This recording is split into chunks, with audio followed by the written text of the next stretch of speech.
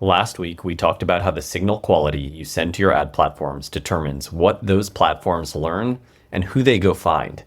This week, I want to stay upstream of that and shift to a different lever, one that most teams really don't think about. You can change nothing about your offer economics and still move subscription take rate. The only thing that changes is the frame around the offer. That's what we're getting into today. Hi, I'm Alex Orley, and this is Hard Margins, your weekly e-commerce brief brought to you by RetentionX.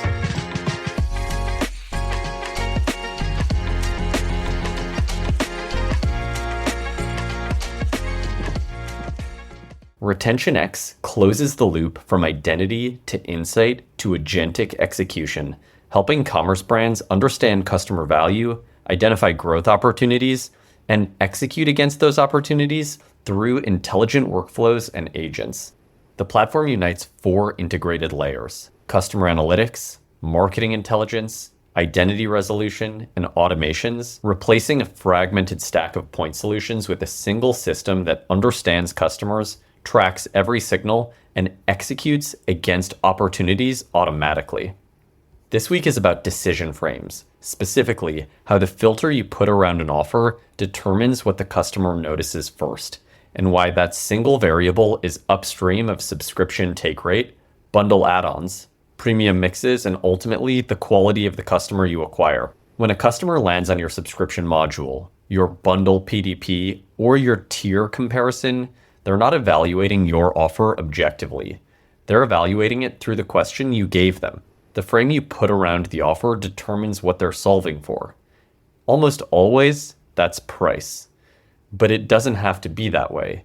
It can also be commitment, risk, outcome, or convenience. Once that filter is set, the behavior that follows reflects it. Put save 15% at the center, and the customer is comparing commitment against the discount. Put never runs out at the center, and they're comparing convenience against hassle. The economics are identical.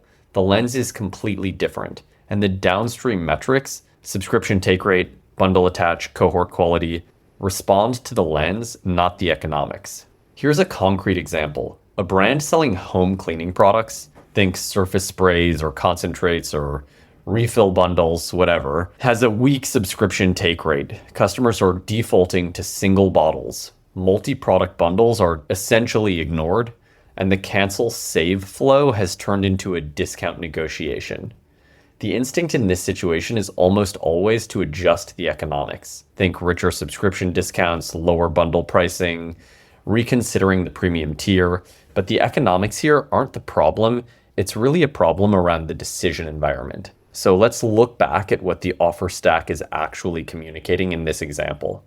Subscribe and save 15%, bundle and save $28, basic one-time purchase for $49, express shipping $18, stay subscribed and save 10%. Every single frame asks the customer to evaluate cost, commitment, and risk simultaneously.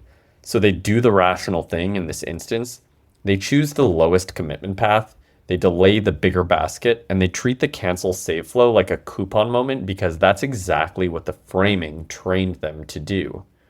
We actually see this all the time across a multitude of businesses where customers come in via the subscription because the discount is so good and then cancel before their first renewal.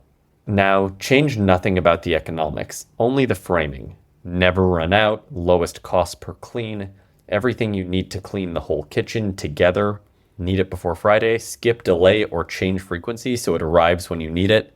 It's the same offer, it's just a different mental filter applied to the same offers we just mentioned. That different mental filter creates different behavior. So I'm going to outline 4 principles here that will change how you think about your offer framing. The first is that the customer is never evaluating your offer objectively. They're evaluating it through whatever question you put in front of them. That's not a manipulation problem, it's a design problem. If you're asking the wrong question, you're getting the wrong answer. The second is that risk minimizing frames push customers towards lower value behavior, lead with cost, commitment, or cancellation anxiety, and customers will consistently choose the safest path. One-time purchase, smallest basket, cheapest tier. That protects conversion in the moment and damages LTV over time. Those two things can move in opposite directions for a long time before anyone connects the dots. Third, outcome-based frames perform better for premium mix and retention. Premium tiers, bundles, and subscriptions win when customers are evaluating them on results and avoided friction, not purely on upfront price. Write your offers around the job the customer is trying to get done and not the discount that they're being handed. Fourth, framing decisions shape your customer file, not just your conversion rate. The path a customer takes on order one affects their repeat rate, their discount dependency, their churn risk, and their payback speed. Framing is upstream of customer quality, which means it's upstream of almost everything else we talk about on this show. So here's what to actually do. Start by auditing your key offer surfaces for the mental filters they create. Look at your subscription modules, your bundled PDPs, your tier comparisons, your cancel save flows, even your shipping language. The question to ask at each one is, are we making the customer scan for price and risk or for outcome and fit? Then run a framing test without changing the economics. Keep the offer fixed and test only the lens. Subscribe and save 15% versus never run out, lowest cost per use. Bundle and save $28 versus the 3 products customers actually use together. The critical rule here is don't change the economics and the framing simultaneously. If you do that, you won't know which variable moved the needle and you'll have wasted the test. Then measure downstream and not just at conversion, track the subscription take rate, the bundle attachment, the premium tier mix, and CM1 by entry path. A frame that produces slightly fewer conversions but better customers is still the superior business outcome. And the only way to see that is if you're looking at the right metrics. Lastly, treat subscription cancellation flows as problem solving, not reflexive discounting. Solve the operational objection. Skip, delay, cadence change, or product swap. Don't teach the customer that threatening to cancel is the path to the discount. Once you've trained that behavior, it's very hard to untrain. Before you redesign the offer, redesign the frame around it. The highest leverage question is rarely what you're selling, it's what mental filter you're asking the customer to use when they decide. That filter sets the tone for the entire customer relationship, how they value your product, whether they subscribe, whether they expand, and whether they stay. Most of that is determined before the first order even ships. Thanks so much for listening. I'm Alex Orley. This has been Hard Margins, your weekly e-commerce brief brought to you by RetentionX. I will see you right here next week for a very special episode, our first founder interview, so stay tuned.